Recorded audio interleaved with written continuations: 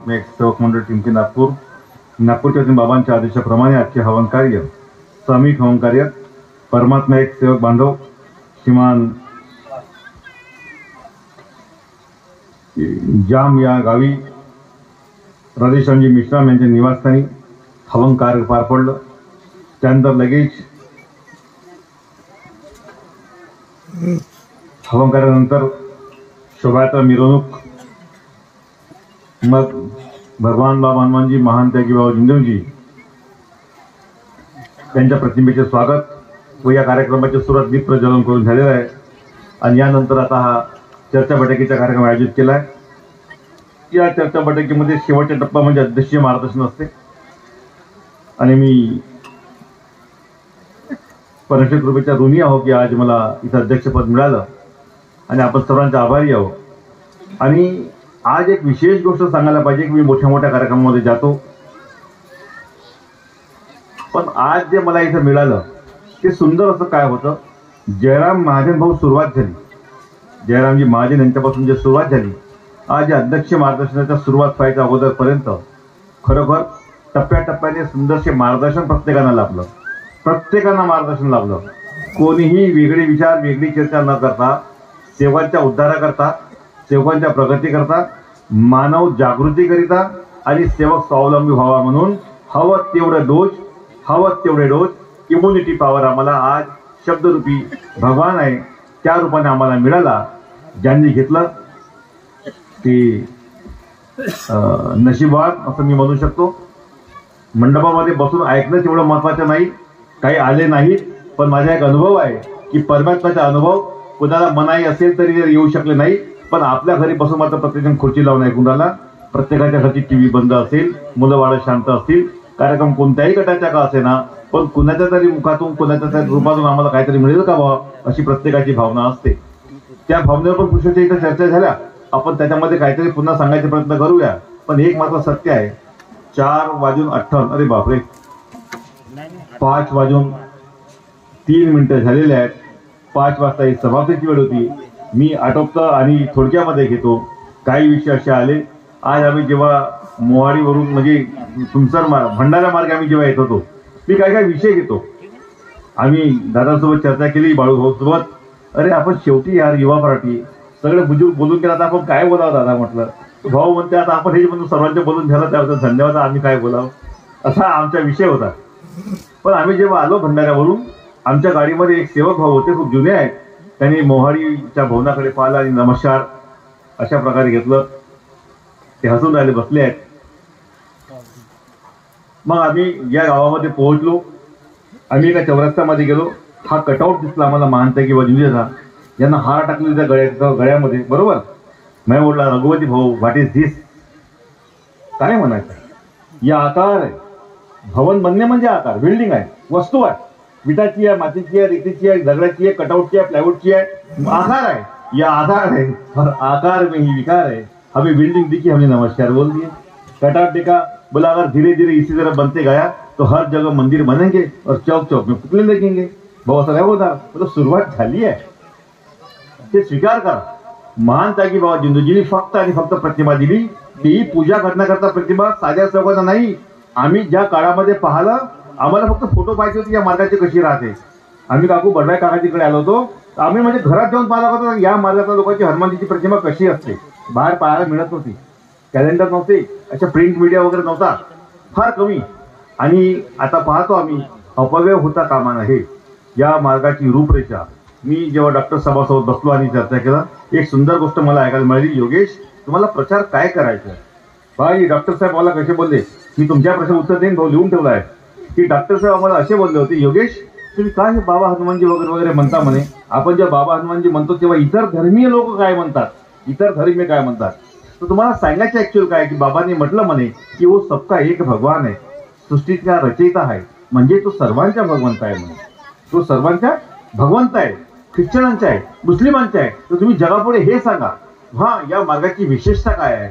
यावर जेव्हा चर्चा होते किंवा झाली असेल तर ती खूप सुंदर चर्चा अशी आहे, या मार्गातली दैविशक्ती बाबांनी एका विशिष्ट पद्धतीने प्राप्त केलेली आहे. महत्व काय, महत्वाचा मुद्दा काय हा आहे की या मार्गातली दैविशक्ती बाबांनी एका विशिष्ट पद्धतीने प्राप्त केलेली आहे. आणि ती सर्व सेवकांना फक्त शब्दावर दिली आहे, फक्त शब्दावर दिली आहे. हा महात्मा या मार्गाचा आहे. मी आजपर्यंत खूप धर्म खूप मार्ग पाहिलो. आनंद प्राप्ती केली असं म्हणतात, मोक्ष प्राप्ती केली असं म्हणतात, स्वर्गाच्या प्राप्ती करता म्हणतात, ज्ञान बुद्धी विचार हे मिळावं असं म्हणून म्हणतात. पण मात्र जे म्हणतात आणि सांगतात ते पुस्तकं वाचतात, पुस्तकावर बोलतात, पुस्तका लिहितात किंवा प्रवचन करतात. पण मी कधी पाहिलं त्यांनी कधी परमात्म्याला प्राप्त केलं असं विचारलं त्यांच्याकडे मात्र उत्तर नसते आणि नाहीये. खूप आदमी एक सत्य घटना है. एक जगह पर एक जन बहुत अच्छे विचार व्यक्त कर रहा था, आनंद और स्वर्ग के बारे में बता रहा था, मोक्ष किसे कहते हैं वो भी सुना रहा था. लेकिन जब किसी के हाथ में कल्परूपी शक्ति का प्रवेश हुआ, उस बताने वाले के बाद जब वो सेवक लेकर गया, बोले देखो ये बाई ऐसी कर रही है तो आप इसका भूत पिशाच दूर कर दो. तो बोले ये हमसे नहीं जमता. तो बोले आप जो बोल रहे हो बोलना बंद कर दो, दुकान हटा दो. बोले यहाँ क्यों? कि उसके पास शक्ति नहीं थी, उनकी बातें थी. और बातों के लिए हमारे बाबा का नारा कैसा था? आपने जब एक नारा बताया चैतन्य स्वामी के बारे में, मैं अगर उसके बारे में बोलना चाहूँ तो इस देश की वाणी क्या हमें नहीं मालूम, ये बाबा के शब्द है. उसमें ये भविष्यवाणियां वगैरह निकल जाती है.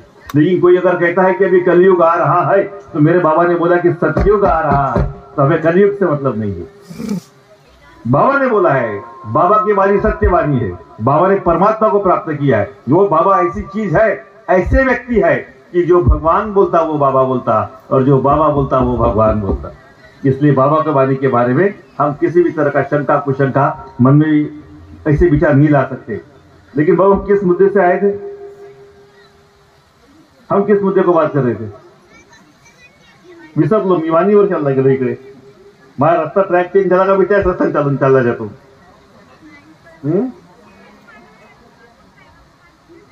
तर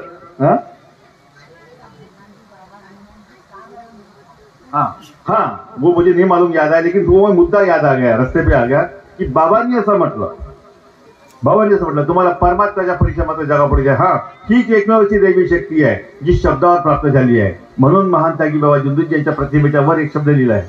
तो शब्द आहे ज्ञान पररस मररस योगी. ज्ञानाच्या गोष्टी करणाऱ्यापेक्षा, खूप मोठे ग्रंथ लिहून ठेवणाऱ्यापेक्षा, खूप मोठे ग्रंथावर प्रवचन करणाऱ्यापेक्षा मररस योगी, तसे कर्म करून दाखवणारा योगी म्हणजे महान त्यागी बाबा. आणि बाबांनी म्हटलं जो माझ्यासारखे कार्य करेल. बाबांनी काय म्हटलं? अर्थात बाबाच्यासारखे म्हणजे कसे? तर बाबांनी म्हटलं मी या परमात्म्याची कृपा, परमेश्वरीची कृपा आहे, शब्दावर दिलं पण टिकवून ठेवण्याकरता म्हटलं 4 तत्व 3 शब्द 5 नियम दिले. आणि बाबाने म्हटलं जो सेवक तत्वशुद्ध नियमाचे पालन करेल तो बाबांचा भाऊ आहे. या मार्गातल्या सेवकीला पहा किती मोठा दर्जा आहे. इस मार्ग की सेविका किसी सती से कम नहीं, किसी सती से कम नहीं. आणि बाबाने सेवन करता का म्हटलं जो सेवक तत्वशुद्ध नियम का पालन करेगा वो बाबा का भाई है. मेरे बाबा किसी भगवान से कम नहीं. शरीर धारण किया, उसे न समझ पाए, मैं डॉक्टर साहब के सामने बोल दिया. मुझे लगता है कि अगर मुझसे गलती तब हुई है तो उसकी सबकी क्षमा मांगता हूँ, और आज फिर से अगर गलती हो रही है तो मैं आज भी क्षमा मांगता हूँ. वो इस तरह क्षमा मांग रहा हूं मैं. महान त्यागी बाबा जुंदूजी जी कौन थे, क्या थे, कैसे थे? अगर ऐसे कोई विचार आ गए, न किसी के दादाजी थे, न किसी के बाबा थे, म्हणजे बाबूजी थे, न किसी के आजोबा थे, न किसी के मामा जी थे, न किसी के ससुर जी थे, तो क्या कहे बाबा कौन थे? बाबा वो थे भगवान का सर और बाबा का धड़, बाबा का सर और भगवान का धड़ एक हो गया. हमारे बाबा ने इस धरती पर नारायण बनकर नर का रूप धारण कर नारायण जैसे कार्य किए. हर सेवक जो कर्म भोग में फंसा है उसे कर्म भोग से छुड़ाकर, कर्म भोग से मुक्त कराकर कर्म योग की प्राप्ति करा के दिए. ऐसे हमारे महान त्यागी बाबा जुंदूजी थे. ये बात किसी मानव के बस की नहीं थी. इसीलिए महान त्यागी बाबा जुंदूजी ने जो रूप धारण किया, और जो जगह जगह जाके, कभी तुम बोलते हो कि धोप में आए थे, कभी कहते हो कि मोर का तालाब आए थे, कभी कहते हो कि भंडारपुरी में आए थे, हम कहते कभी बद्रीनाथ में गए थे, कभी हम सूरत में गए थे, कभी किसी सेवक ने मंदिर की पूजा कर लिया, एक ने देखा दूसरे ने छुपाया. इस तरह की जो हम बातें सुनते हैं तब हमें ऐसा लगता है जैसे राम जी 14 वर्ष के लिए वनवास के लिए श्रीलंका गए थे, और उनके बीच में जो भी कुछ क्रियाएं हुई उसको रामलीला कहते हैं. कृष्ण ने जन्म लिया जब वो कंस के मारने के लिए आया था, बाद में उन्होंने जो पांडवों के साथ खेला, अगर वो कृष्ण लीला है तो मेरे महान त्यागी बाबा जुंदे जी जब तिनकी से निकले थे और जो गांव गांव में गए और जो जो अनुभव हुए वो महान त्यागी बाबा जुंदे जी की इस युग की कला है, ऐसा कहने में हमें हर्ज नहीं। हम बाबा को देखते कैसे हैं ये सबसे बड़ी बात है, हमारे विचार कैसे हैं ये सबसे बड़ी बात है, हमारा दृष्टिकोण क्या है ये सबसे बड़ी बात है। ये प्राप्त होने के लिए हमें करना क्या है? कभी अगर आप देखते कि हम विनंती भी करते, प्रार्थना करते, लेकिन एक शब्द बड़ा अच्छा है, ध्येयाने एक भगवंत मानने। तो ध्येय अगर हम जागरूक करेंगे तब हमें हमारे महान त्यागी बाबा जुंदे जी की ही महिमा ही महत्ता लक्षामध्ये येईल। ही पाहण्याकरता, असे विचार येण्याकरता कधी एकदा तरी तुम्ही बाबा हनुमानजीला विनंती करा की भगवान बाबा हनुमानजी महान त्यागी बाबा जुंदे जी मला गुरु ज्ञान प्राप्त हो गया। कभी अगर कोई कहता है कि अनपढ़ बोलने का कैसा, अनपढ़ को बोलने के लिए एक ही बात जरूरी है, अनपढ़ आदमी ज्ञानी बनने के लिए जिस गुरु से दीक्षा लिया है, जिस गुरु ने तुम्हें ये सब प्राप्त करके दिया है, उसी गुरु से विनती करो कि भगवान मुझे गुरु ज्ञान की प्राप्ति होने दो। मोठा ज्ञान नाही पाहिजे, आत्मज्ञान पण नाही पाहिजे, पण जर गुरु ज्ञानही भेटला, मी माझी सोडवणूक करू शकेन, अडल्या सेवाची सोडवणूक करू शकेन, मी महान त्यागी बाबा जुंदेजीचे विचार सेवा पुढे आणू शकेन, जगापुढे हा मार्ग काय हे सांगू शकेन। मानव धर्म कोई छोटी बात नहीं है। माणूस द्या म्हणजे माणूस द्या, भीक मागता देव दिसला, असे म्हणणारे तुकोजीने खूप सुंदर वाक्यात सांगितलं आहे की मानव म्हणजे काय, मानव म्हणजे काय। तो अभी जो बाबा ने जो रूपरेषा दी है, 5 साला पुढच्या पुढे चालू, इकडे बावनपणाला मी का आलेलो म्हणून, तर रघुपति भाऊ आपण जेव्हा आला त्याच्या आपण या विषयावर चर्चा केली, मग क्या है आकार में ही विकार है, इसलिए शायद वो मोर का तालाब में कोई पादुका की पूजा कर रहा है, नहीं कोई भवन को ही मान रहा है, कोई कुटिया को मान रहा है, कोई निवास स्थान को मान रहा है। जरा यहां से बाहर निकलो और देखो कि हम हमारे आत्मा में परमात्मा बसा है। जो महान त्यागी बाबा जुंदे जी के शब्द पर एक भगवान से जुड़ा है, मरिया जी ये भगवत नाम पर इस तत्व से अगर जुड़ा है, उसे अगर ये परमात्मा की प्राप्ति हुई है, भगवान ने अगर उसे दुख दूर किया है, इसका मतलब परमात्मा उससे जुड़ा है।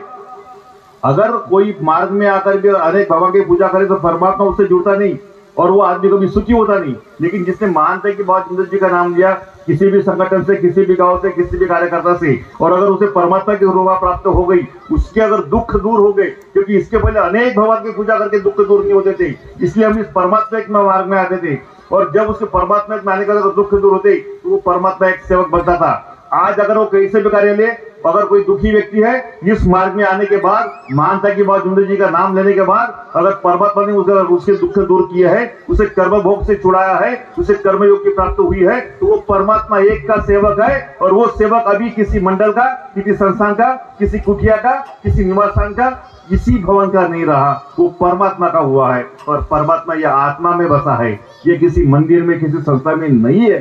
इसलिए सेवक ने अगर कार्य लिए हुआ सेवक है, वो मेरे हाथ का है तो उनके लिए भी, क्योंकि मैं भी आदेश देता हूं, तो उनके लिए भी मैं ये शब्द दे रहा हूं या ऐसे विचार रख रहा हूं। मानना है मानो या न मानना है न मानो, अपने अपने भगवान से विनती करो, अपने घर में विनती करो कि बाबा मैं कार्यकर्ता के आदेशानुसार कार्य करूंगी, लेकिन जीवन तो मैं महान त्यागी बाबा जुंदे जी के आदेशानुसार जगूंगी। अगर ऐसा हम अगर विचार करते हैं तो शायद हमें किसी और की सुनने की, किसी शब्द में फंसने की कोई जरूरत नहीं है। और मेरा भगवान तभी उसको हा सर्वव्यापी आहे, खुल्या मनाचा आहे, मोकळ्या मनाचा आहे, माझ्या विचाराचा आहे, म्हणून त्याला काहीतरी दोन जास्त द्यायचे प्रयत्न करेल।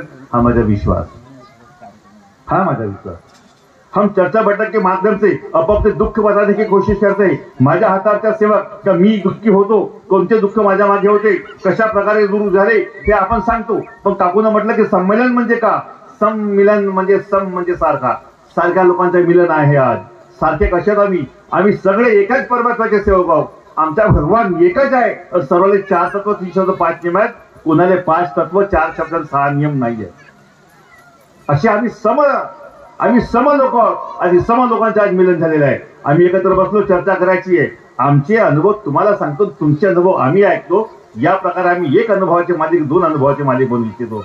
म्हणून आम्हाला इथे एका भगवंताची चर्चा करायची आहे। आम्हाला समाजापुढे सांगायचं आहे, अरे आम्ही तुमचे भावंड, तुम्ही आमचे भावंड, आम्ही या मार्गामध्ये आलो, आम्ही दुखी सुखी कसे झालो तुम्ही ऐका, आणि त्यांना आमचा अनुभव या माईकच्या माध्यमातून माहीत होईल आणि अशा प्रकारे मानव जागृत होईल। म्हणून आम्हाला माईकवर बोलायचं आहे, दुसरा उद्देश आमचा नाही आहे। नाही आम्ही कार्यकर्ते लोक कार्य देतो, आम्ही कोणाकडून मोबदला घेत नाही, मग आमचा दिवस पूर्ण जाते। जसा मी काल पालोरा, आज जाम, उद्या वरती, परवा चर्चा बैठक, नरवा हमारी का तिकडे चरा कापून पडलाय, चुरण्याला पण जायचं आहे. पण कसं हे बरबादचे काम आम्ही निष्काम सेवा देतो, नाही मोबदला घेत नाही. यांना मस्त आहे पत्रिका देऊन द्यायला, भाऊ कार्यक्रमाला येणे आवश्यक आहे, ते एवढी आले तिकीट द्यायला आम्हाला. आणि तुम्हालाही म्हणला तुम्ही आमच्या गावी यायचं, तो कार्यकर्ता जात बसल. ही अवस्था आहे. आम्ही पण ह्या गोष्टी पाहतो, आम्हाला समजते. आता प्रश्न असा होता अगोदरच्या काळामध्ये एका गावामध्ये एखादा राहील, 8-10 गावा मिळून 2-4-5 सेवक होते. पण तो सेवक गावागावामध्ये हवनाला का त्याला वर्षातून एखादा सेवक मुश्किल न भेटे. आता माहित आहे का, आज समय इथं झाला, उद्या त्या गटाच्या आहे, परवा या गटाच्या आहे, मग या मानू का हप्त्याभर जात बसत. जायला तर खायल का, म्हणून आजकाल लोक जायला पाहत नाही भाऊ. म्हणजे सत्यता काय हे आम्हालाही समजते. पण मात्र मला सांगायचं असं का आकार मी विकारे म्हणता म्हणता मी या गोष्टीकडे जरी वडलो असेल, तर ही विशिष्ट पद्धती या मार्गाची आहे. आणि विशिष्ट शब्दावर विशिष्ट ऋतूशी या बाबांनी कृपा दिलेली आहे. या जर आपण जर या विचाराला जर आपण सामोरं देतो म्हटलं, तर मगाशी जसे एक जयराम भाऊ म्हणाले, नाही माथुरे भाऊ म्हणाले, 40-40 वर्ष 50-50 वर्षाचे सेवक जुने दुखी आहे. दुखी राहण्याचं कारण का? 50 साल दुखी था, इस मार्ग में तो एक दिन में सुखी हुआ, लेकिन इस मार्ग के 40-50 साल पुराना सेवक आज ऐसा दुखी क्यों है? तो ये हमारे लिए विचार करने योग्य बात है. और वो बात शायद इसी में फंसी है कि हम इस मार्ग में आए, पुराने विचार छोड़ले, जुने विचार सोडला, तरी मात्र आम्ही नवीन सेवक आहात, पुन्हा जुने विचार निर्माण करून राहिला. आकार में विकार है नाही क्या? आम्ही अशा प्रकारच्या मनामध्ये विकार निर्माण करून राहिला, म्हणून आम्ही विकाराच्या आहारी जाऊन राहिला, आम्ही दुखी होऊन राहिला. म्हणून सांगतो सेवक बनवणं, आम्ही शर्टिंगवाले, पॅन्टवाले, नवीन नवीन संस्थेवाले, नवीन नवीन विचारांचे लोक जरी मार्गामध्ये येऊन राहिला, आपापले विचार सांगून राहिला, तर कोणीही हे नवीन विचार स्वीकारण्यापेक्षा जुनी 2 रुपयाची पुस्तक पकडा, 5 रुपयाची पुस्तक पकडा, पुस्तकीमधला एक नियमाचा अभ्यास करा आणि कट्टरवादी सेवक बना. हा कट्टरवादचा मार्ग आहे. हा मार्ग असा कट्टरवादाचा मार्ग आहे इस्लाम सारखा, ला इलाहा इल्लल्लाह, अर्थात एका ईश्वराशिवाय कोणापुढे झुकणार नाही. तसं हाई म्हणते, मरे या जिये भगवत नाम पर, भगवत कोण तो परमात्मा एक, याशिवाय दुसऱ्याची पूजा करणार नाही. म्हणून आम्ही या 2 नावाशिवाय जे प्रणाम मध्ये दिले आहेत, भगवान बाबा हनुमानजी को प्रणाम, महात्मा किंवा तिसऱ्याले प्रणाम नाही. जयघोष बी करायचा आहे तर बस या 2 नावाच्या जयघोष आणि मानव धर्माची जय जय म्हटलं म्हणून सर्व मानवाला नमस्कार आहे आमचा. याशिवाय पूजा म्हणून तिसऱ्याची नाहीये. अशा प्रकारे आम्हाला कट्टरवादी सेवक बनायचं आहे, एका ईश्वराला म्हणायचं आहे आणि मर्यादी भगवंतांना आम्हाला चालायचं आहे. तरी मगाशी आम्ही कोर्टी सभानं बघितलं की या मार्गात त्यांनी दान दिलं. हा मार्ग दान घेत नाही. चला त्यांनी दिलं. माझे बाबा निष्काम कर्मयोगी होते, अर्थात कोणाकडून मोबदला घेत नव्हते. पण त्यांनी मागितलं नाही, स्वतःहून दिलं. तर त्यांच्याकरता माझा शब्द, माझा विश्वास आहे माझ्या बाबाकडूनचा. त्यांनी जे स्वतःहून दिलाय, खुशी खुशीने दिलाय, माझ्या भगवंत त्यांच्या कोणताही कर्ते स्वतःवर ठेवणार नाही. माझ्या भगवंत त्यांच्या कोणताही कर्ते स्वतःवर ठेवणार नाही. हा माझा अनुभव आहे, म्हणून त्यांना मी असं बोलून राहिलो. कारण की आम्ही जे दिलं आमच्याही कर्ते कधी मात्र भगवंतावरती राहिला नहीं. हमने जब जब भी दिए है उसके मुबदले में बहुत कुछ पाए हैं, बहुत कुछ लिए हैं. अब क्या लिए इतना बताने का समय नहीं है. लेकिन मी आज आम्हाला काय म्हणतात, आपल्या भाषेत ठेवले म्हणतात नाही का, ठेवले. शिक्षण नाही, बँक बॅलन्स नाही, सोना नाना नाही, वडिलांकडून 500 रुपये भेटले, घे बेटा काय कर जिंदगी करजो.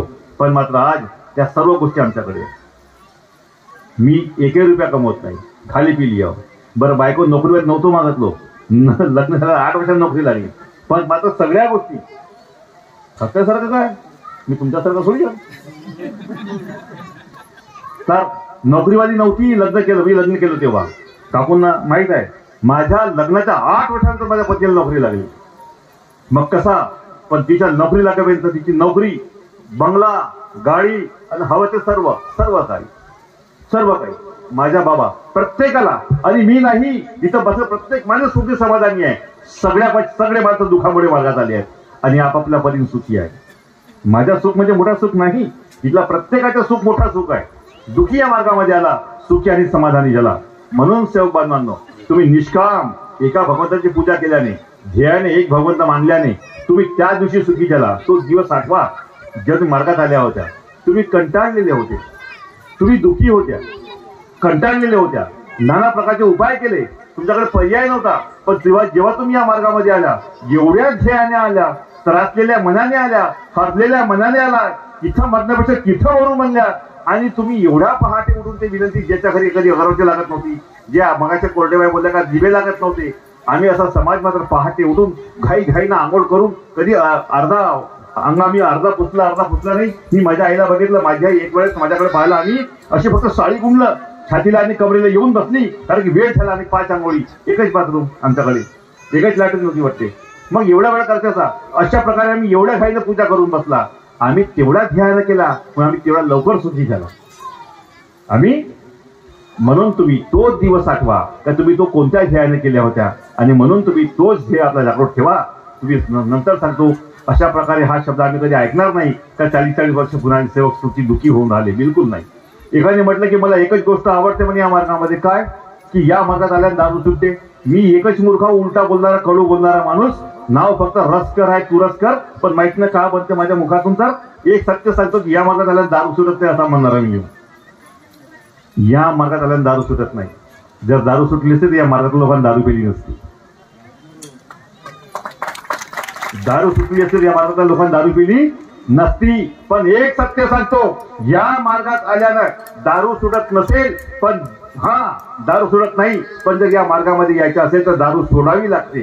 दारू सोडावी लागते. आणि तो म्हणते की भाऊ माझी दारू सुटत नाही जी, जरी दारू पिलं मला घामाची झोपी येते जी, ढुंगातून रक्त सांगते जी, हात थार करतात कापते जी, मला भूक नाही लागत जी, मी बेहोश पडतो जी, मला उलट्या होते जी. तर बस त्याच्यावर मात्र एवढा बोलीन की असा कोणताही त्रास होणार नाही, असा माझा मार्ग म्हणतो.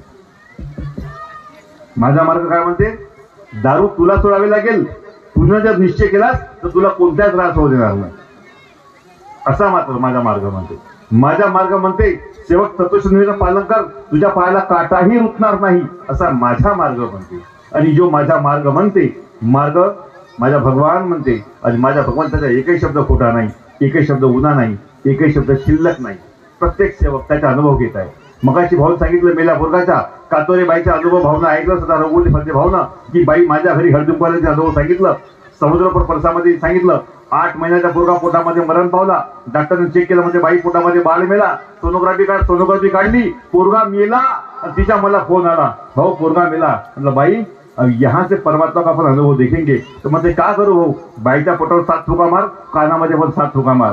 पोरगा जेव्हा बाहेर काढला, पोरगा can can can can can can जिवंत जन्माला, आजही जिवंत आहे. हा बदमाश आहे जी म्हणते 8, आणि तोही 8 महिन्याचा पोरगा भाऊ. आता माझी कॉमेडी करायची सवय आहे, म्हणून मी कॉमेडी का म्हणता वहिनी, भाऊ बहुत बदमाश करते. 8 महिन्याचं म्हणा म्हणलं, 78 का वागत मजाकीमध्ये मी असं बोललो, पण तो समाजात छान वागून राहिला. अशा कातोरे, अनिल भाऊ कातोरे, मार्गदर्शक तळेबार त्यांच्या पुतण्यात हो, अशा प्रकारे मात्र सेवक समाधानी होऊन राहिला. आईनं मगाशी आमच्या काकूजी आहेत बुद्धे काकून सांगितलं की आईची व्याख्या समजून सांगितली. परमात्म्याच्या रूपामध्ये कधी आईच्या पायाच्या असेल, पण आम्ही कधी कधी हा विचार करावा, भगवान बाबा हनुमानजींना बाबा म्हणतो, मानते की बाबा जिंदगींना बाबा म्हणतो, पण मात्र आम्ही परमात्म्याला बाबा मानत नाही. आम्ही परमात्म्याला, आम्ही आहोत परमात्म्याचे सेवक, पण परमात्म्याला बाबा मानत नाही. आणि कोणी म्हटलं अरे तुम्ही सगळे बाबाचे सेवक इकडे या, जेव्हा आम्ही आम्हाला बाबाचे सेवक समजून घेतो. हा शब्दाचा विग्रह कसा करायचा, तर परमात्म्याचं का बरं मानत नाही. परमात्म्याची व्याख्या खूप सुंदर आहे. तू त्याला बाबा म्हणाल कसे, त्वमेव माताच पिता त्वमेव, तो माताही आहे ना पिताही आहे, तर बाबा कसे म्हण. त्वमेव बंधूच सखा त्वमेव, त्वमेव विद्या, कसं म्हणाल मी पूजा करता सरस्वतीची, त्वमेव विद्या नाही, द्रविणम, द्रव म्हणजे लक्ष्मी, द्रवणम त्वमेव, त्वमेव सर्व मम देव देव. म्हणून आम्ही दुसऱ्यांची पूजा करत नाही, एका परमात्म्याची पूजा करतो. वर्धा जिल्ह्यामध्ये गेलो, अनेक लोक असेच बसले होते. आज पाहुणे आले है ना, हो पाहुणे म्हणून आले होते, मोठे मोठे पाटील होते गावातले. आणि तिथे जेव्हा असा प्रश्न निघाला, जेव्हा अशी परमात्म्याची चर्चा सुरू झाली, अनेक देवाच्या आम्ही विसर्जन केला झाला, ते उठून चालले गेले. माझ्या मनामध्ये प्रश्न आला, मी सुंदर सांगितलं होऊ शकते ते का बरं गेले. ज्ञानाचं एक उत्तर मला कारण समजलं. त्यांना असं वाटते म्हटलं की आम्ही आमच्या देवाचे विसर्जन केलं, आता हे देवाबद्दल बोलतील, आमचं अनेक देवाबद्दल विसर्जन केलं, फेकलं वगैरे, बरं वाटलं नसेल तर ते गेले असतील. त्यांना सांगितलं की दादा आम्ही अनेक देवांचे विसर्जन या देशामध्ये, या धर्मामध्ये जी प्रथा आम्ही त्याप्रमाणे केला. एक दुसरा कानोबा मानतो, दुसऱ्या दिवशी विसर्जन, 9 दिवस देवी मानतो, 10व्या दिवशी विसर्जन, गणपती 10व्या दिवसाच्या 11व्या दिवशी विसर्जन. दादा आम्ही विसर्जन केला, सोडला नाही. कशा प्रकारे, पण हे सर्व मात्र आम्ही एकामध्ये मानतो. आम्ही दिवाळीच्या दिवशी, लक्ष्मी पूजनच्या दिवशी आम्ही आपल्या घरी हवन कार्य घडवतो. अशा प्रकारे आम्ही धनाच्या धनी एक भगवंताचे पूजन करतो, म्हणजे आम्ही लक्ष्मीला मानतो. आम्ही त्याच्यामध्ये पाहतो का तुम्ही त्याला लक्ष्मीची पूजा म्हणता, आम्ही धनाचा धनी म्हणतो आणि एका भगवंताचे पूजन करतो, म्हणजे आम्ही अशा प्रकारे लक्ष्मी पूजन साजरा करतो. तुम्ही विद्याची देवी सरस्वती म्हणता, बुद्धीची देवी म्हणता, आम्ही बुद्धीचे विधाता स्वयं भगवान बाबा हनुमानजी म्हणतो.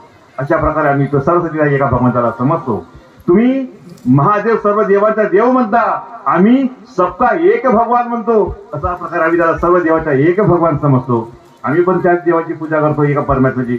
फक्त एवढाच आहे की तुम्ही अनेकवादी आहात, आम्ही एकवादी आहोत. आम्ही हिंदूच आहोत. आम्ही एका देवाची पूजा याकरता करतो की आमच्या एक लक्ष, एक चित्त आणि एक भगवंत याप्रमाणे आमचा ध्येय जागृत असावा. कर्मकांडापासून मोकळे होऊन आम्ही एका परमेश्वराची पूजा करतो आणि या प्रकारे आम्ही एक ईश्वरादी सेवक बनलेले आहोत. म्हणून आम्ही त्यांचा विरोध करायचा नाही, द्वेष करायचा नाही. तो कशा प्रकारे करायचा नाही मात्र हे आपल्यामध्ये आहे. आम्ही तुम्हाला म्हणत नाही की आमच्या घरच्या देवाची पूजा करा, तुम्ही आम्हाला म्हणू नका आपल्या घरच्या देवाची पूजा करा. तुम्ही तुमचं करा, आम्ही आमचं करतो. सामूहिक कार्यक्रम म्हटलं आपण एकत्र नांदावा, एकामेकाला हवं ते सहकार्य करावा. अशा प्रकारे आपण गावामध्ये एकता ठेवू शकतो. आणि आज आम्ही प्रत्येक गावामध्ये पाहून राहिला का अशा प्रकारची भावना निर्माण झालेली आहे की सर्वांनी टिकवण्याचा प्रयत्न करावा. चर्चा बैठकचे फायदे कोणते आणि तोटे कोणते, एक मुद्दा लिहिलं. चर्चा बैठकचे फायदे कोणते आणि तोटे कोणते असा एक मुद्दा आहे. मी साधा मुद्दा सांगतो. मी मगाशी म्हटलं की मी अनुभवावर बोलणार नाही, पण 3-4 दिवसामध्ये माझ्याकडे एक पुन्हा एक व्यक्ती तुमच्याकडे आला. एक सेवक होता. तो सेवक त्याला मी त्याच्यावरून थोडासा बोलायची माझी इच्छा होती, मी तो बोलतो. एक बालपणचा सेवक माझ्या घरी आला. तो असा का आला माहित नाही, मी ओळखत नाही, पण आला माझ्या घरी बसला. त्यांनी समज सांगितली. त्यांनी मला सांगितलं, भाऊ म्हणजे पती पत्नीची बिलकुल पटत नाही. तर मी फक्त या मुद्द्यावर चर्चा केली, म्हणजे अनुभवाची कास पकडली. अनुभवाची कास तुम्ही जे बसले आहेत ना, पहा तुम्हाला काय मिळते आता. अनुभवाची कास पकडली. त्याने म्हटलं, हो आमच्याकडे पती पत्नीची बिलकुल पटत नाही, चिडचिड होते. सकाळी दादा सकाळी चिडचिड होते का? हो भाऊ म्हणे. एक सांग बरं म्हटलं, जेव्हा तुम्ही ते शनिवारची पूजा करता हार पण तेव्हा होते का? होजी भाऊ म्हणे. अरे दादा हवं नसतं त्या दिवशी चिडचिड होते का? तर होजी म्हणे. मी म्हटलं दादा जेव्हा तू चिडचिड तर होते म्हटलं, काही वेळा करता होते मग पुन्हा शांत वाटते का? होजी भाऊ म्हणे. तुझ्याकडच्या पहिलं कोथ्यात वगैरे दुखते का म्हटलं? तर होजी भाऊ म्हणे. मी फक्त दुःख विचारलं हो, बाकी काही नाही विचारलं. जे अनुभव आहे, अनुभव कसे आले? अरे बाबा सकाळपासून रात्रीपर्यंत हेच तर धंदे करतो आम्ही, लोकांचे ऐकतो नाही का. अनुभवातून माणसाला शिकायला भेटते. रोज रोज तेच कामं. ते एक शब्द विचारत गेलो तेव्हा कळलं दादा तुझ्या अशी चूक झाली का? हौजी भाऊ म्हणे. फक्त या चुकीची माफी माग ना, मला नंतर सांगशील म्हटलं. सेकंड टाइम आला तर मी अंतर्यामी नाही, मी काही ओळखत नाही. अरे अनुभवाचा साठा आहे. एका गोष्टी पुढे पुढे पुढे पुढे जात गेलो आणि त्याची गोष्ट खरी निघत गेली. योगायोग त्याची चूक तशीच निघाली. तो मनुष्य मात्र आज सुखी आणि समाधानी झाला. सोबत एक बडबॅकूचा गुरुचा मुलगा माझ्यासोबत आला, त्याच्यासोबत आला आणि कोहळे का काहीतरी मुलगा आला. आम्ही असे घरी बसलो होतो. रघुवती भाऊ एक चौधरी नावाचा मार्गदर्शक नवीन मधले वर्डीचे हरिचंद चौधरी ते माझ्या घरी बसले होते. आम्ही चर्चा करता करता पाय ते येऊन बसले. गोष्ट निघाली. तो गोष्ट कशी होती पहा फंदे भाऊ, बाळू भाऊ. ती गोष्ट अशी होती तर त्या चौधरी भाऊचे वडील, मला ते या ढबालपूरचे चौधरी जे जावई आहेत त्यांच्याच कुटुंबातले ते वर्धीचे आहेत. काकू त्याचे वडील मरण पावले तेव्हा हा लहानसा होता. म्हणजे आता हा लहानसा 2 बहीण भावानंतर म्हणजे वडिलांच्या वडील मला 30-31-32 मध्ये असतील, ते जवान तरुणामध्ये असतील. नंतर त्याची आई अटॅकनेच मरण पावली. त्याची बहीण पण अटॅकनं मरण पावली. मार्गामध्ये आल्यावर बहीण मरण पावली. आता त्याचा भाऊ एकोणीमध्ये तोही अटॅकनं मरण पावला. जवानीमध्ये मरण पावला. 40-45 आतमध्ये मरण पावला. म्हटलं चंदू भाऊ, काजी भाऊ, तेरी फैमिली हिस्ट्री बोला तेरे अटैक से मर रहे हैं. इसको डीएनए बोलते हैं. याला अनुवांशिकता म्हणतात. संभाल के रे नंबर 13 आहे बोला. सत्य गोष्ट आहे लागू. तुम्ही त्याला आरोग्याशी पकडा. मार्ग काय म्हणते? शरीरशास्त्र, आरोग्यशास्त्र आणि धर्मशास्त्र अभ्यास करावा. बाबांनी म्हटलं ना की भगवान का काम भगवान करेगा और दवा का काम दवा करेगी. बाबांनी कसं म्हटलंय की तुम्ही तुरदा करा, समजून सांगता या गोष्टीबद्दल. देख चौधरी भाऊ, तेरी फॅमिली हिस्ट्री आहे इसी बोला. तो तू संभाल के तू एक काम कर म्हटलं. तू पहिले भगवंताला सांग की भगवान बाबा हनुमानजी माझ्या कुटुंबामध्ये हा प्रकार आहे आणि या प्रकारामुळे हा आपण सांगितला नाही, आपण याचा विचार केला नाही, याला माझी रोग समजला नाही, किंवा आपण याचा अभ्यास कधी केला नाही. तर सांग म्हटलं शब्द सोडव की अशी अशी गोष्ट आहे. या कर्मयोगातून माझ्या कुटुंबावर अशी आपत्ती येत आहे. मी पण त्या कुटुंबातला एक हिस्सा आहे. मला या आपत्तीतून सोडवा बाबा. मध्ये 8 महिन्यांचा बरोबर अटॅक आला भाऊ मेल्यावर. अटॅक असा आला की व्हिडिओ वेन समजते का? या हार्टच्या ह्याचे तुम्ही तपासता, डॉक्टर 1 2 3 वर्ड सांगते, त्याच्या मागे लपलेला व्हिडिओ वेन म्हणतात. व्हिडिओ वेन ते दिसत नाही साहेब. व्हिडिओ वेनचा अटॅक आला. अटॅक मध्ये चौधरीकडे ऍडमिट झाला एकदम लास्ट स्टेज गेल्यामध्ये. तेव्हा त्यांच्याकडे ज्यांनाही आला पहिला अटॅक आला, एका अटॅक मध्ये सगळे मरण पावले. वहिनी आल्या, मला मेसेज आला, हे भगवान पहिले बोल के रखा था. पण बरं झाला की शब्द सुटला होता. मार्गात बहीण गेली, आता भाऊ गेला, आता हा आला. शब्द सुटला होता. म्हणलं वहिनी चला घरी, भगवंताला विनंती करा बाबा. म्हणलं त्याच्याकडे पैसे नाही, परिस्थिती खूप हलाखीची होती. त्यांना म्हटलं एंजिओप्लास्टिक एंजिओग्राफी काहीतरी करायला घेऊन जा, पैसे नाही. वहिनी पहिले घरी चला, पहिले घरी चला, विनंती केला. आता घेऊन जा म्हटलं त्याला एंजिओप्लास्टिक करता. वापस काऊन जी तो जो इंजेक्शन देतात 10-15 हजारचा, ऍटोमॅटिक ते वेन क्लिअर झाली. आज हरचंद भाऊ जिवंत आहे. असा त्या सेवकाला अनुभव सांगितलं कोहळीला. तर असं असते म्हटलं. पण आपल्या कुटुंबामध्ये पहिलेपासून काही त्रास असेल तर आपण लपवून ठेवतो, सांगत नाही. याचा उद्देश कसा तर लिहून ठेवा. एक विषयामध्ये डॉक्टरकडे जेव्हा तुम्ही जाता, तुम्हाला अटॅकचा त्रास आहे, दमाचा त्रास आहे, शुगर आहे किंवा बीपी आहे, तेव्हा डॉक्टर समोर कुटुंबामध्ये कोणाला अगोदर हा रोग होता का असं विचारते ना. आणि महान त्यागी बाबाजींना मानव धर्म परिचय पुस्तकामध्ये शेवट लिहून ठेवला. कुटुंबातला जर कोणी व्यक्ती पहा हो, मुद्दा पकडा, शोध घ्यायला इजी जाते बाळू भाऊ. आपली शिकायची वेळ आहे. कुटुंबातला जर कोणी व्यक्ती आपले जीवनमान पूर्ण न करता काय म्हणतात, अर्ध्या आयुष्यात मध्ये झाला, अर्ध्या आयुष्यामध्ये दुर्घटनेमध्ये वगैरे मरपत झाला, अकाल मृत्यू. कायदा मुंजा म्हणतेच भाऊ. अकाल मृत्यू, काळ स्तंभाच्या पलीकडे एखादा व्यक्तीचा मृत्यू झाला असेल, अकाल मृत्यू झाल्यामुळे त्या माणसाला मुक्ती मिळत नाही. आणि म्हणून तो व्यक्ती आपल्या कुटुंबाच्या होतात फिरत असते. मेल्यानंतरही त्याला मुक्ती मिळत नाही, त्याचा काळ संपलेला नसते. आणि मग कुटुंबात ज्याच्यावरती प्रेम करते, नफावर, पुतण्यावर, पोरावर, ज्याच्यावर पण त्याची आत्मा त्याला स्पर्श करते. आणि त्या आजाचे जे दुःख होते ते दुःख त्या नातवाला दाखवतात, बाबाचे दुःख असेल तर मुलाला दाखवतात. अशा प्रकारचे दुःख निर्माण होतात, ज्याला तुम्ही कोड म्हणता, दमा म्हणता, शुगर म्हणता. बाबांनी म्हटलं की त्याला मुक्ती मिळत नाही, म्हणून तो स्पर्श करते आणि कुटुंबात पुन्हा ते दुःख दाखवतात. त्याच्यावर उपाय कोणता? जेव्हा या मार्गामध्ये तो सेवक येते, एका भगवंताच्या मार्गामध्ये म्हणजे परमात्म्याच्या चरणी तो विलीन होते. आवाज बंद करा मला यांना. जेव्हा तो परमात्म्याच्या चरणी मरते, मग काय होते? तो सर्व देवांची पूजा बंद करते. तो जो परिवार आहे, त्याचे जे पूर्वज आहेत, ते सर्व परमात्म्यामध्ये विलीन होतात, परमात्म्यामध्ये. आणि त्यांच्या पूर्वजांना अशा प्रकारे मुक्ती मिळते. आणि त्यांना जर मुक्ती मिळाली, ह्या ज्या माझं दुःख आले, हे दुःख हळूहळू नाहीसे होतात. अशा प्रकारे मनुष्य सुखी होते. असा या मार्गाचा अभ्यास आहे. म्हणजे शरीरशास्त्र, आरोग्यशास्त्र आणि धर्मशास्त्र एकसारखा निघाला. या पोरांनी जेव्हा माझे हे विचार ऐकले, ज्याच्या आईच्या कानामध्ये आवाज येत नव्हता आणि डोळ्यात दिसत नव्हता, हा जो कोहळी आहे, जो काल परवा आला 3 दिवसा पहिले, काल मला फोन आला, कोहळी ॲड्रेस सांगितलं त्यांना काहीतरी. आणि तो त्या बडबॅग सोबत आणि त्या बालपांडे सोबत राहते. आणि दादा त्याच्या आईला दिसत नव्हता, त्याच्या आईला कानाला आवाज येत नव्हता. असा त्याच्या आईच्या आईला म्हणजे आजीला पण कानात आवाज येत नव्हता, डोळ्यात दिसत नव्हता. आता त्याची जी बहीण आहे म्हणजे आईची पोरगी, तिला पण कानात आवाज येत नाही, डोळ्यांबरोबर दिसत नाही. पहा, आजीला त्रास आईला झाला, आजीचा, आणि आईचा आता मुलीला झाला. त्याने विचार ऐकले. तो आपल्या घरी गेला, त्यांना आपल्या आईला म्हटलं, आई तुझ्या आईला त्रास होता तर म्हणते हो.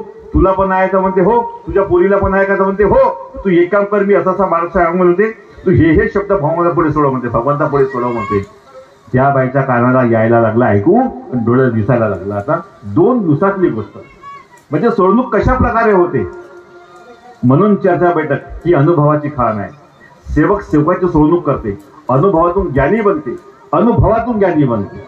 मग त्याच्याकरता मात्र प्रत्येकाचा अनुभव ऐका, त्याच्यावर तुम्ही मंथन करा, त्याच्यावर तुम्ही चिंतन करा आणि विश्वासाने भगवंताकडे पहा. तुम्ही मात्र आत्मज्ञानी व्हाल. ही गुरुकृपा तुम्हाला खऱ्या रूपाने प्राप्त होईल. तुम्ही स्वतःची सोडणूक कराल, तुम्ही इतरांची सोडणूक कराल, असा माझा पूर्ण विश्वास आहे. भाऊनी सतयुग म्हटलं, त्याला सांगितलं का सतयुग आहे, कलियुगाचा उत्तर दिला आपण. मथुरे भाऊनी म्हटलं की आमच्या रामटेक मध्ये एक कपट राम आहे, नाही का? इथं कोणी जात नाही.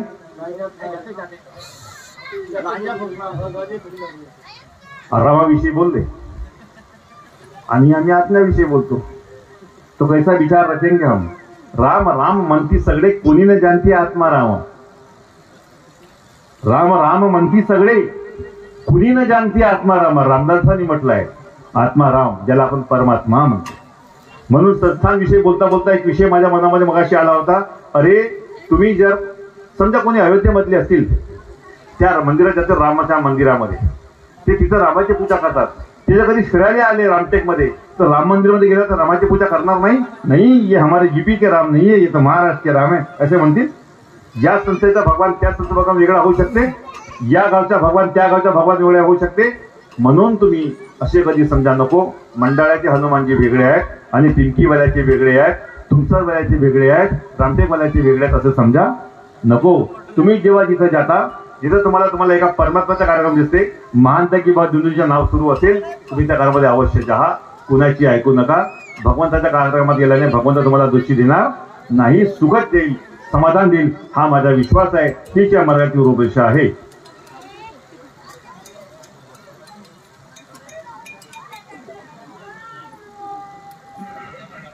एक शेवटचं सांगतो. मला जगदीश भाऊ शेंडे धोप त्यांनी मला एक प्रश्न विचारला की योगेश भाऊ, आईने बाबांना आपले आयुष्य दिले होते का? मी पुस्तकामध्ये वाचलो, तर ह्या पुस्तकामध्ये मुद्दा कुठे दिसला नाही.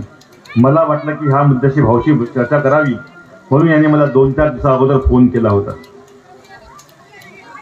प्रश्न खूप गहन आहे.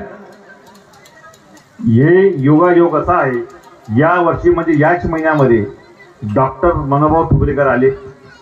ज्या दिवशी बाबा आले, दौरे झाले, ते आमच्या संस्थानचे अध्यक्ष आहेत. ते 2-4 वर्षांतर आले. म्हणून मी ट्रस्टी आहो, संचालक आहो. मी योगेश तुरसकर भंडारच्या मार्गदर्शकारी असलो तरी संचालक तिथला आहो ट्रस्टच्या. आमची निवडणूक होत नाही. ज्याची माझी इच्छा होईल त्याची मी सोडीन. आता मरेपर्यंत मला कोणी हटवू शकत नाही. असं ते संस्थानचे पद आहे, त्याला ट्रस्टी म्हणजे विश्वस्त म्हणतात. आमच्या विश्वस्त लोकांची मीटिंग झाली. मीटिंगचे अध्यक्ष आमच्या त्या संस्थानचे अध्यक्ष डॉक्टर मनोभाव ठुबरेकर आहेत. आणि बोलता बोलता ह्या विषयावर झाली की आपण मानव धर्माची एक पुस्तक काढायला पाहिजे, जिथं मानव धर्माचा खरा इतिहास लोकांपुढे मांडला पाहिजे. तेव्हा डॉक्टर साहेबांनी म्हटलं, स्वतः डॉक्टर साहेब बोलले, रमेश ठुबरेकर बोलले की आईने बाबांना आपले आयुष्य दिलं असा खोटा प्रचार सेवांमध्ये सुरू आहे, लोकांमध्ये गैरसमज निर्माण झालेला आहे. अशी काहीही गोष्ट नाही आहे. स्वयं डॉक्टर साहेब बोलले आणि रमेशभाऊ ठुबरेकर बोलले. याविषयी खरा मत मांडायचे आहे. सत्य काय ते मलाही माहित नाही, मी त्या काळातला नाही, पण जे ते बोलले ते मी तुम्हाला सांगतो. या विषयावर मला असं वाटतं की प्रकाश टाकला जाईल. काही दिवस वाट बघायला काही हरकत नाही. सत्य काय ते समोर येईल, त्या विषयात चर्चा केली जाईल, ते तिथे लिहिल्या जाईल. आणि म्हणून पुस्तक लिहिणे मात्र आवश्यक आहे या धर्मावरती. कारण पुष्कळ लोकांची डिमांड आहे. मानव धर्माच्या फोटो गुगलमध्ये येऊन राहिल्या, मानव धर्माचे मार्गदर्शन गुगलमध्ये येऊन राहिले, युट्यूबवर येऊन राहिले. पण एखाद्या सर्च करून म्हटलं की व्हॉट इज दिस मानव धर्म, कोण, का, कसा, तो त्याच्या बोध का, सार का, नाही का, तेव्हा मात्र काय मिळावं म्हणून पुस्तक लिहिणे आवश्यक आहे. आजच्या या कार्यावर खरोखर खूप उशीर झाला. माझ्या बोलण्यामध्ये मी तुमच्या खूप जास्त वेळ घेतलं. मी तुम्हा सर्वांना माफी मागतो की मी तुमचा वेळ घेतला. प्रत्येकाच्या पोटामध्ये कावडे ओढत असतील. सकाळपासून माऊली इथं नाचून घेऊन तिथं आलेले आहेत. यांनी फक्त 1 कप तो चहा पाजला, नाही का. अशा प्रकारे आपला पोटाचा उपवास झाला आहे. त्यामध्ये मी पुन्हा एवढा वेळ घेतला. माझ्या बोलण्यात, सांगण्यात, समजण्यामध्ये, जे या मानव धर्माची रूपरेषा मांडण्यामध्ये, महानता की बाबा जिंदगी यांचे विचार, यांचा मार्ग समजावून सांगण्यामध्ये जर या नादान म्हणजे माझ्याकडून जर काही चूक झाली, भूल झाली, विसर पडला, मी चुकलो, तर भगवान बाबा हनुमानजी तसेच महानता की बाबा जिंदगी आपण मला नादान आणि अज्ञान समजून माफ करावं. तसंच सर्व सेवकांनी मला एक नादान अज्ञान सेवक समजून माफ करावं. एवढे बोलून मी माझे 2 शब्द पूर्ण करतो. सर्व सेवक सेविका आई बहिणी बालगोपाळ सर्वांना माझा नमस्कार.